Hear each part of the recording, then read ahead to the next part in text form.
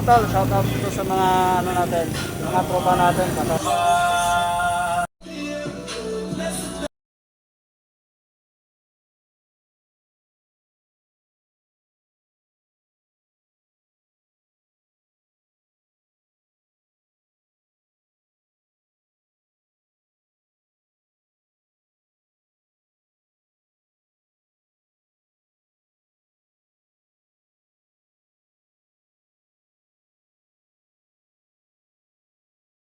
One eternity later.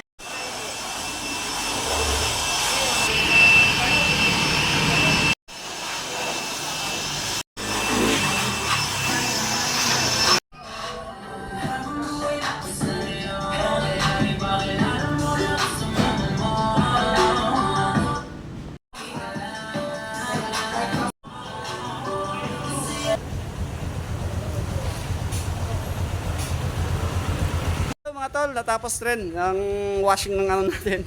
Kasi pag ako nag-washing nito, sigurado parang binasa ko lang. So, shout out sa mga katropa natin.